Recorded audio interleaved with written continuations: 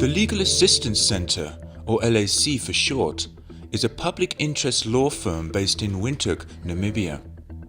They provide free legal services and advice to those who cannot afford it, to assist them to access their human rights to which each and every one of us are entitled. The LAC has been in existence since 1988.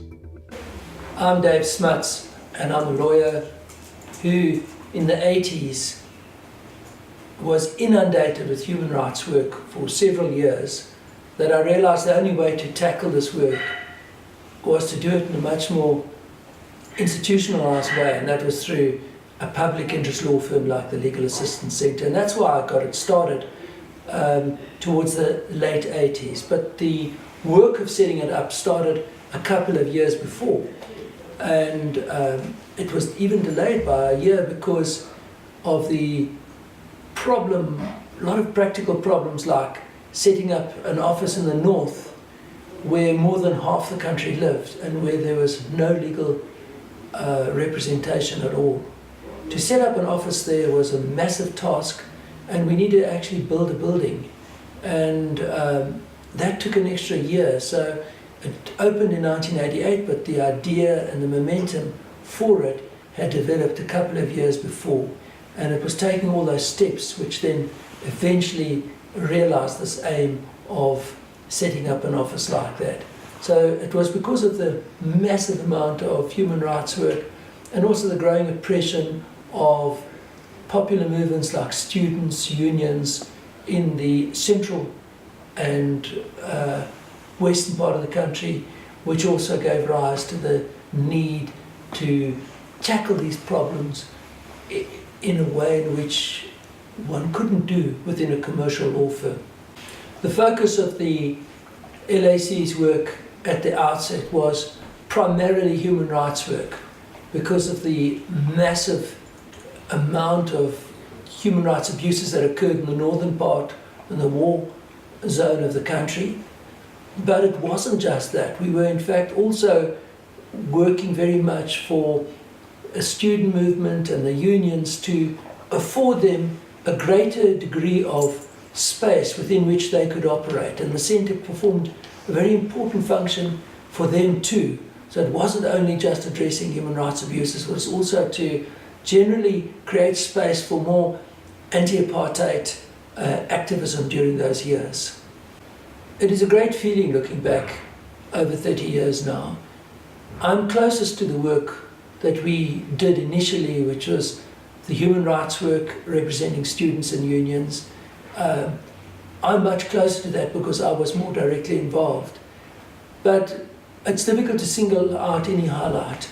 I think what stands out to me and what makes me proud is the breadth and scope of the work as it developed, also as the changes happened in the country, how the LAC was able to meaningfully adapt to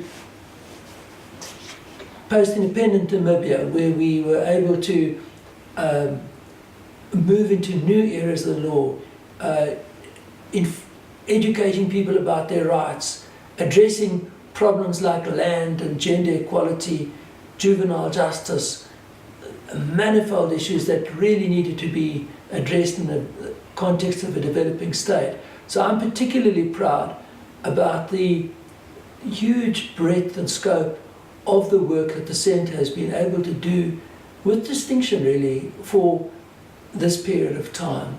It's a body of work that really stands up to scrutiny and which I think has really made an important contribution to the protection of rights and the rule of law and the development of a constitutional state in this country.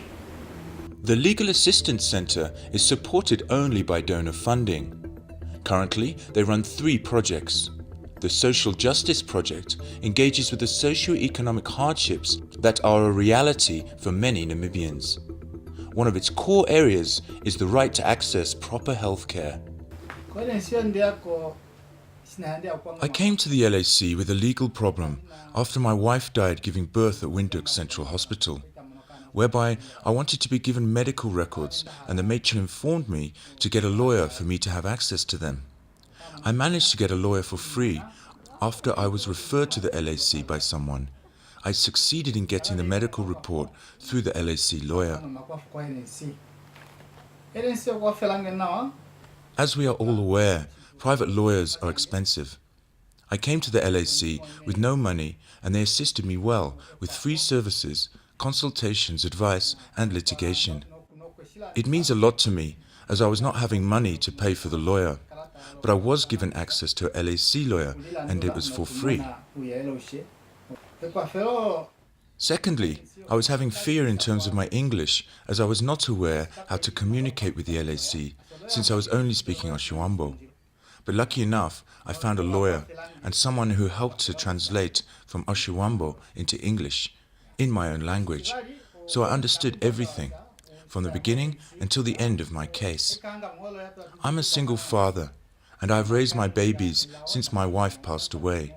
No one helped me, but the LAC helped by providing free legal services. In the end, I managed to get a positive outcome which will assist me and my children in the future. And I'm thanking the LAC for their support with this process, which was conducted in a professional manner throughout. What LAC has done for me, I'm really thankful. Thank you to the Legal Assistance Centre. The Land, Environment and Development Unit engages with legal issues relating to land rights and the environment within which we all live. A recent engagement has been around wildlife crime. Namibia has done well in combating wildlife crime. The country has put a lot of resources in combating wildlife crime. We have changed our legislation to make the sentences more stiffer for wildlife crime. We have improved the coordination across organizations to work together in combating wildlife crime. So I believe in that aspect as a country we have done very well. Our economy is nature-based. Therefore, we get our income from tourism. Wildlife crime threatens the very natural resources from which our economy is based on. So if we don't fight wildlife crime, we stand to lose income from tourism, which could hit our job creation, could hit our economy very hard. The LAC plays quite a very big role in terms of providing the services on legal matters. We have issues in terms of prosecution of wildlife crime, and the LAC is providing that support to government, to non-governmental organizations and communities as well. And they also provide capacity building in prosecutions and judiciary matters. So it's a very key institution in fighting wildlife crime in Namibia. The Gender Research and Advocacy Project focuses on issues relating to women and children in a variety of ways. One of them is by providing rights-based input to legislation and policies. It's a privilege for me to share our cooperation as an office with the Legal Assistance Centre. Since the inception in 2015, we had a very close working relationship with the Legal Assistance Centre. Them approaching us to find out what is it that they can do to make life and work easier for us. They've been part of our consultative stakeholders meetings on gender-based violence from the beginning. We had a 2-day strategic session where we mapped out all the strategic issues and the low-hanging fruits of what is it that we can do to complement what is already out there.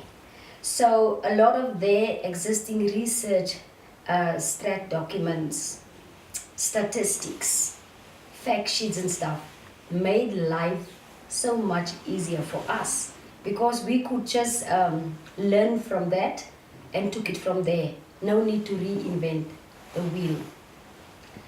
All our 14 regions we've been to, we've used materials produced by the Legal Assistance Centre. That cost us a lot, saved us a lot of money. We conducted a research study on problematic mindsets with a specific focus on protection orders and stuff. It was staff members from the LAC who guide us and sort of advise on what should be the most important points and what we need to place focus on. Definitely, a big part of their assistance was in co-facilitating some of our specialized training and capacity building with police officers, with social workers, with other frontline service providers.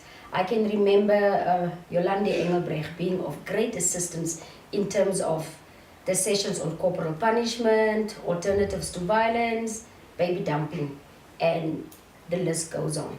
So I think a big part of their contribution to our office is also guiding us in pending legislation, regular updates on where we are in terms of, for instance, the divorce bill, the inheritance legislation, but also amendments needed for the Combating of Domestic Violence Act. So for us, it's a smart partnership because it's beneficial to both our office and I think also for them. As the Office of the First Lady, our message for the 30th anniversary of the Legal Assistance Center is just to congratulate and commend them on a work exceptionally well done. What stood out for us is their consistency. All their work is evidence-based. Their openness, they're always approachable. So I would like to commend them on the work done, and I like to wish them renewed strength for each and every new endeavor. I also would like to wish them God's richest blessings from the top to the bottom, and that whatever they do, that they will continue to be open and to be innovative and to take the hands of partners such as the Office of the First Lady. I think I will do injustice if I don't pledge on behalf of the First Lady and all our staff members our commitment, and we are looking forward for another 30 years to work with the Legal Assistance Center to be a game changer and make life better for the people of Namibia.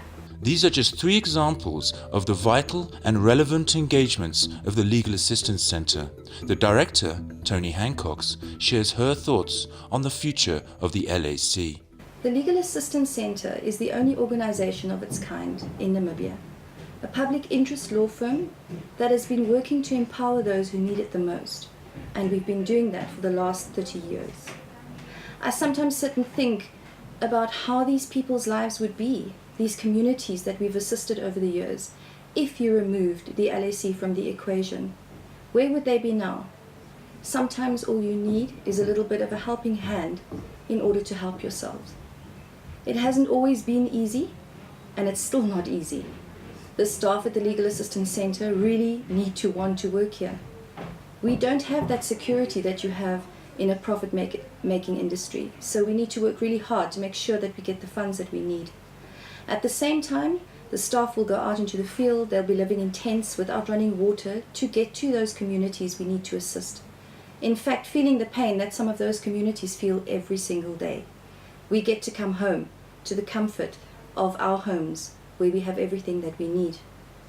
On the other hand, we are also purely donor-based, and I must just tell you, it's not Namibian donors that assist us. It's donors from foreign countries, which brings its own challenges. We have to try and contextualize for them how Namibia is. Someone that hasn't been here doesn't know how it is on the ground. On the other hand, they believe enough in the work that we do to assist us anyway, and I think that speaks for itself. At the same time, I always think about a postman in some foreign country, and I don't know why I use postman, but it always just springs to mind, because some of these donors are member-based. So there's a postman in some country that is giving 10 Namibian dollars a month for the work that we do here. He's never been here, he's never seen Namibia, and I think that's wonderful too. I also need to just say something about the staff, past and present, of the Legal Assistance Center. Also our partners over the years, the donors that have assisted us. You've walked this journey with us, 30 years, and we are grateful for that. You've made it very interesting for us along the way. It's not easy going into the future. We are still struggling with funding, but we believe that together we can work to empower people in Namibia so that they themselves can create a better future for themselves and for their children. After all, that's all that any of us could really want. So I'm going to end it with happy 30th birthday, Legal Assistance Centre. May there be many more.